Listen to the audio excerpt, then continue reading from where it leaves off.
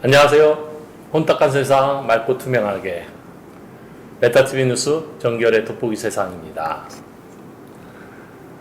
오늘은 이 돋보기를 들고 안양에 왔습니다. 지금 안양에는 정말 많은 변화가 있는데요.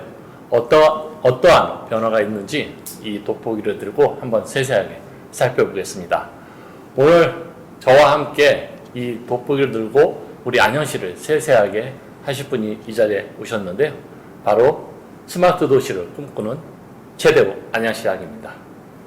안녕하세요. 네, 아이고 반갑습니다. 네, 시장님 감사합니다. 반갑습니다. 네. 시장님은 여전히 봐도 아주 스마트하고 멋져 보이십니다. 제가 스마트하려고 노력하고 있습니다. 네, 아주 멋집니다. 네. 우리 시장님 시정 활동하느라고 많이 바쁘시죠? 요즘에 가을철 되다 보니까 각종 행사가 많기도 하고, 그렇죠. 뭐 체육대, 각종 동호회 모임들, 정말 주말 또 주일도 반납하고, 정말 이것저것 시민과 소통하기 위해서 하다 보니까 많이 힘들기도 합니다. 네, 시민 축제도 하고 또 시민 체육대회도 하고 그렇습니다. 시민들과 아주 어우러지는 모습이 아주 시민들과 함께하는 모습으로 시민들에게 좋게 평가되고 있습니다. 네. 앞으로도 더 시민들과 가깝게 소통하시길 바라면서요. 그렇죠. 네. 시장님, 제가 이렇게 안양시를 이렇게 돋보기를 들고 네. 살펴보니까 이번에 1기 신도시 네. 재정비 관심이 정말 뜨거웠다고 들었습니다. 그렇습니다.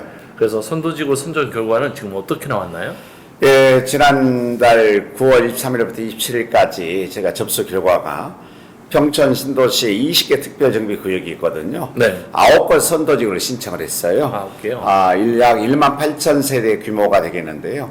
평균 주민 그 동의율이 86.4% 나왔는데 아마 분당에 의해서 두 번째쯤 높은 동의율이 나왔어요. 그만큼 우리 시민들의 관심과 열기가 뜨겁구나라고 생각을 합니다.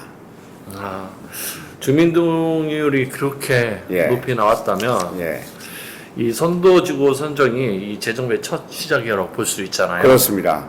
이후 어떤 절차가 있나요? 예, 우리가 국토교통부 이제 그 발표 또 우리 그 안이 있습니다만은 일기 신도시 5개 도시와 꾸준히 협의해서 잡았던 로드맵이 있어요. 네. 그 로드맵에 따라 가지고 일기 신도시가 30년이 경과하면서 나타나고 있는 기반시설 부족이라든지 또 건축물 노후화와 또 시민 안전에 대한 문제, 특히 도시 경쟁력 약화 등 복합적인 문제를 해소하기 위해서 아마 시급성도 있고 또 파급력이 있다라고 생각을 합니다. 그래서 우리 시는 정부 노동에 맞춰서 평촌 신도시 재정비를 조속히 추진하고자 지금 다각도로 노력을 하고 있고요. 안양시 노후계획 도시 정비 지원에 관한 조례를 우리가 입법하고 있고 또 주민 의견을 적극 수렴해서요. 평촌 신도시 정비 기본 계획안을 지금 준비 중에 있습니다. 이렇게 되면은 안양 시민들이 보다 쾌적한 환경 속에서 또 지속하는 도시 발전을 이루는 데 있어서 아마 이런 아주 훌륭한 또 좋은 하나의 프로젝트이지 않을까 이런 기대감을 가지고 있습니다. 네, 지금 시민들이 재건축에 정말 많은 관심을 갖고 있는데 예. 지난번에 이 안양시에서 이 신도시 재건축에 관련돼서 이제는 브리핑을 했었잖아요. 네, 네. 그때 공공 기여율이 15%를 발표를 해가지고 그렇습니다. 주민들 반발이 좀 있었습니다. 그렇습니다. 그런데 이제 이번에 다시 확인을 해보니까 시장님과 공직자분들의 지역 주민들 의견을 많이 받아들여서 10%로 네. 이렇게 공공 기여를 10%로 조정을 하는데 그 결과에 대해서 한번 말씀 좀 해주십시오. 당초 이제 공공 기여율은 부족한 기반 시설 확충을 위해서 마련했는데요. 네. 또 주민 의견을 최대한 반영하고자 노력을 또 했고 또 공공 우리가 그 기여 일부관 비율을 15% 10%로 지금 말씀 낮췄는데요. 사실은 평촌 1기 신도시가 조성되면서 너무 신속하게 빠르게 기반 시설이나 그리고 공원 녹지에 대한 비율 같은 건 상대적으로 좀 열악했어요. 이번 기회에 좀 확충을 해야 되겠다. 그것이 곧 시민들을 위해서 보다 쾌적한 환경 또 주거 환경을 제공할 뿐만 아니고 그리고 지속 가능한 도시 발전을 도모하는 길이라고 생각해서 당초는 15% 입법 예고했습니다. 그 이후에 주민 동의 그리고 정치 주민 설명 등등을 하다 보니까 15% 너무 과하다. 그래서 10%가 적정하지 않겠느냐 이런 얘기를 꾸준히 제기해서 저희가 관련 부서하고 또 전문가들과 상의하고 해서 최종 10%를 낮춘데도 문제가 없겠다라고 생각해서 최종적으로 10%로 이제 발표하게 됐어요.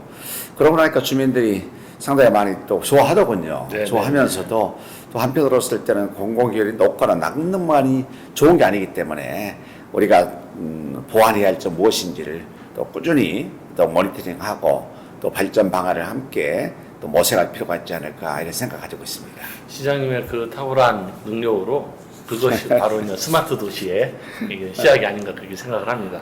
그러면 동안구에 대한 문제점을 또 이렇게 살펴봤고 이제 만안구에 대한 좀 살펴보도록 하겠습니다. 지금 안양시가 균형 발전과 동반 성장을 위한 핵심 사업을 하고 있는데요. 그 첫 번째로 만안구의 가장 큰 산업인 박달 스마트밸리 조성 사업이 있어요.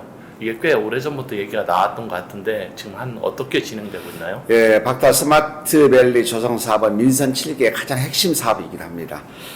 중요성을 감안해서 우리가 현재는 박달 스마트 시티 복합 문화 도시로 지금 확대 추진 중이고요. 개발 부지가 전복한 우리 안양시로 봤을 때는 원도심의 균형 발전과 그리고 신성장 동력을 위해서는 반드시 필요한 이런 사업이다라고 생각합니다. 보다 시민들께서 속도감 있게 추진하기를 또 갈망을 하고 있고 특히 만안구 주민들이 열망이 높아요. 이걸 잘 반영해서 저희가 하여튼 지속 가능하고 또 뭔가 일자리가 있고 또 복지 그리고 산업 그리고 교육 이런 것 등등을 함께 아우를 수 있는 이런 복합 문화 공간으로서 조성하고자 준비를 하고 있습니다. 사실 개발 보면 공공개발이 있고 민간개발이 있는데 지금 시장님께서 말씀하신 것처럼 속도전을 내려면 민간개발이 더 우선 속도전을 낼 수 있다 생각을 하는데요. 혹시 민간 사업자도 이미 공모를 통해 결정이 되었나요? 그렇습니다. 지난해 우선 협상자로 삼성증권 컨소시엄을 제가 확정을 했었어요. 그리고 올 3월에 안양도시공사와 또 민간업자 간의 참여기관이죠. 기관 간의 협약을 체결을 완료해서 6월에는 특수목적법인을 저희가 이제 만들었고요. 이어서 8월에는 자산관리 회사를 지금 만들었습니다. 그래서 본격적인 사업을 추진하기 위한 아마 여러 가지 기반은 다 갖춰졌다 이렇게 생각을 합니다.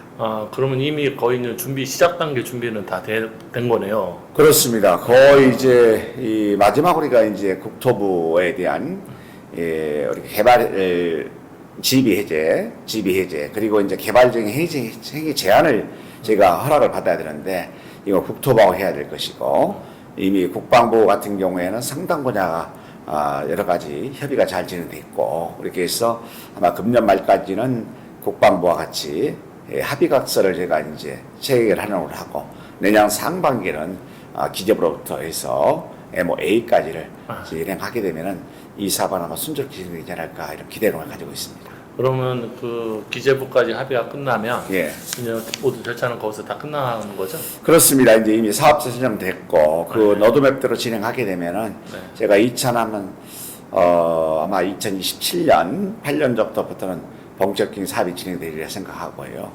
그렇게 되면은 이제 아마 그 안양의 또 다른 어떤 그 신도시 개념에 아마 미래 가치를 창출할 수 있는 또 하나의 도시가 만들어질까 생각해서 대단히 우리 시민들이나 특히 많은 주민들도 기대감이 높아지고 있습니다. 그렇죠. 많은 주민들이 이쪽 동안구보다 만안구가 낙후되어 있다 많이 생각을 하시는데 우리 시장님께서 만안구 발전을 위해서 정말 많은 노력을 하고 계십니다.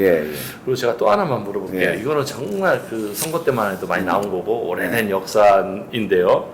이 동안구에서 안양교도소 이전이 이제 추진 중에 있습니다. 동안구에는 어떻게 진행되고 있나요? 박달 스마트 시티 조성보다도 훨씬 더 미래 성장 발전을 위해서는 안양교도 이제는 필수적이다 해서 아마 2000년 초반부터 줄기차 요구했었어요. 제가 민선 5기 2010년 시장할 때도 안양교도 이전해야 된다 생각해서 건축허가 들어왔던 것을 제가 파괴를 시켰었지요. 그 문제 때문에 또 대법원까지 가가지고 제가 최종 패소했습니다만 그럼에도 불구하고 안양시의 미래 발전을 위해서는 반드시 이전시켜야 된다라고 생각했고 이게 우리 묵은 숙제였어요. 이걸 민선 7기 2018년 8월 18일 기획됩니다만은 당시 한동훈 법무부 장관과 교도소 이전을 하겠다 하는데 구치기능을 하고 있는 구치소 일부 기능은 남겨놓고 교도소 이전하겠다라고 해서 제가 MOU를 체결한 바가 있었지요. 지금 그거는 이제 법무부지요. 법무부는 상당 부자가 이제 잘 진행해서 어느 정도 이제 공감도 형성돼 있고 이것도 마찬가지로 이제 기재부 땅이에요. 기재부의 국유재산심의 이 정책위원회에서 우리가 이제 통과돼야 되는데 그런 문제를 하기 위해서 최근에는 기재부 관계자들과 지금 실무 차원에서 지속적으로 협의하고 있고 제가 미팅하고 있는 중입니다.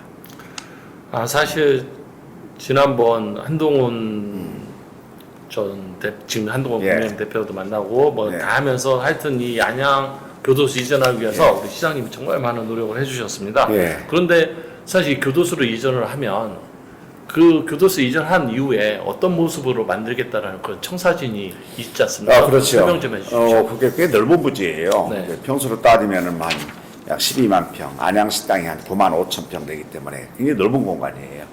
이 공간에다가 우리 일부 이제 우리 그 구치소 기능을 좀 하게 만들고 그리고 나머지는 시민들 위한 공간을 만들어야 되겠다 생각해서 복합 우리가 어떤 문화센터라든지 그리고 또 일자리 만들기 위해서는 미래 혁신기업도 좀 이렇게 유치를 하고 그리고 그곳에 친환경 주거단지도 좀 확보해야 되겠다라고 생각해서 아마 이런 세 가지 정도의 모델을 잡아주게 되면은 굉장히 친환경적인 친숙한 그런 공간이 되지 않을까 이런 생각 가지고 있습니다. 네. 빨리 안양 교도소가 이전돼서 우리 시민들에게 더 행복한 네. 삶을 만들어줄 수 있는 그런 기회가 왔으면 좋겠습니다. 예.